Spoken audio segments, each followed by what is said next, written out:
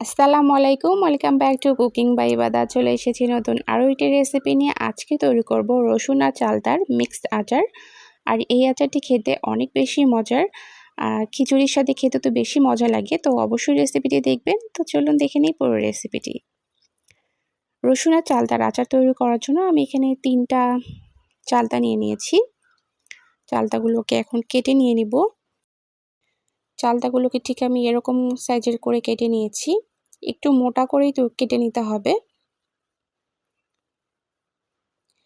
এখন এগুলোকে সেদ্ধ করে নিতে হবে লবণ হলুদ দিয়ে। তো সেদ্ধ করাটা আমি আর দেখিয়ে দিলাম না, একেবারে আচার তৈরি করতে চলে এসেছি। প্রথমে কড়াইয়ের মধ্যে পরিমাণ মতো সরিষার তেল দিয়ে নিয়েছি। এরপরে হাফ চা চামচ জিরা আর কয়েকটা আস্ত শুকনো মরিচ দিয়ে একটু ফোড়ন দিয়ে নিয়ে নিতে হবে। ফোড়ন দিয়ে নেওয়া হয়ে গেছে। এখন সেদ্ধ করে রাখা চালতাগুলো এর মধ্যে দিয়ে নিচ্ছি। আর এই আচারের ক্ষেত্রে তেলটা একটু বেশি পরিমাণে ব্যবহার করতে হবে, কারণ এখানে আমি কোনো পানি ব্যবহার করব না। চালতাগুলো দেওয়ার পরে তেলের সাথে চালতাটা কিছুক্ষণ ভেজে নিয়ে নিতে হবে। এরপরে আস্ত রসুনের কোয়া এর মধ্যে দিয়ে নিচ্ছি। শুকনা মরিচের গুঁড়া, স্বাদ মতো চিনি,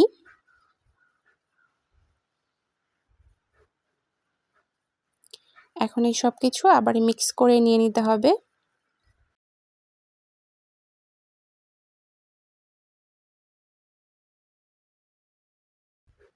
একটু নেড়ে দেওয়ার পরে ঢাকনা দিয়ে ঢেকে রেখে দিব চিনিটা গলে না আসা পর্যন্ত। দেখতে পাচ্ছেন চিনিটা একেবারে গলে গেছে।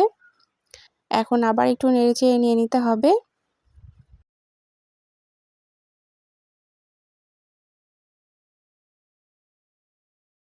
এই পর্যায়ে কিন্তু চুলার আঁচটা একেবারে লোতে রেখে আচারটা তৈরি করে নিতে হবে, কারণ এখানে আমি কোনো প্রকার পানি ব্যবহার করছি না। আর দেখতেই পাচ্ছেন চিনিটাও কিন্তু ক্যারামেল হয়ে গেছে। তো চুলার আঁচ একটু বেশি পরিমাণে হলেই কিন্তু আচারটা পুড়ে যাবে, আর তখন খেতে একদমই ভালো লাগবে না। তাই এ পর্যায়ে চুলার আঁচটা অবশ্যই লোতে রেখেই আচারটা কিছুক্ষণ ভেজে নিতে হবে। চিনির এই ক্যারামেলটা যতক্ষণ না পর্যন্ত চালতার সাথে ভালো মতো মিশে যাচ্ছে, ততক্ষণ পর্যন্ত ঠিক এইরকম করে অনবরত নেড়েচেড়ে নিয়ে নিতে হবে।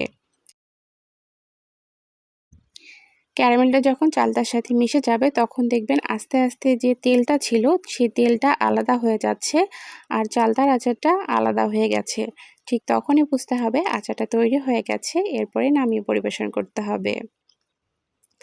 ভিডিওটাতে দেখুন আস্তে আস্তে কিন্তু তেলটা আলাদা হতে শুরু করেছে।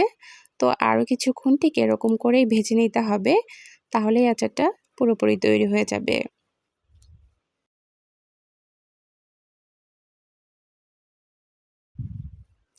আমি কিন্তু বারবার এই ভিডিওটার মধ্যে আপনাদেরকে দেখিয়ে দিয়েছি আপনাদের বোঝার সুবিধার্থে। তো আপনারা ভালো মতো ভিডিওটা খেয়াল করেই আচারটা তৈরি করে নিয়ে নেবেন। আচারটা পুরোপুরি তৈরি হয়ে গেছে, আমি পরিবেশন করে নিয়েছি। ব্যাস তৈরি হয়ে গেছে রসুন চালতার মিক্সড আচার। এই আচারটা খেতে অনেক বেশি মজার।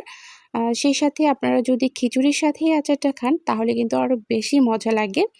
কারণ এই যে রসুনের কোয়াগুলো যখন খিচুড়ির সাথে আপনারা খাবেন, তখন কিন্তু অসম্ভব মজা লাগে। এতে করে খিচুড়ির টেস্ট এবং আচারের টেস্টটা অনেক কয়েক গুণ বেড়ে যায়। তো অবশ্যই আপনারা রেসিপিটি বাসায় ট্রাই করবেন। আর রেসিপিটি আপনাদের কাছে কেমন লেগেছে আমাকে কমেন্ট করে জানিয়ে দিবেন। ভালো লাগলে ভিডিওটাতে লাইক দিবেন, শেয়ার করবেন। আর আমার চ্যানেলটি অবশ্যই সাবস্ক্রাইব করে রাখবেন। সেই সাথে পাশে থাকা বেল আইকনটা বাজিয়ে রাখবেন ভিডিও নোটিফিকেশন সবার আগে পাওয়ার জন্য। এতে করে আমি ভিডিও আপলোড করার সাথে সাথে ভিডিও নোটিফিকেশন আপনাদের কাছে পৌঁছে যাবে। তাহলে আপনারা আমার কোনো ভিডিও আর মিস করবেন না। আজকের মতো এখানেই বিদায় নিচ্ছি। খোদা হাফিজ।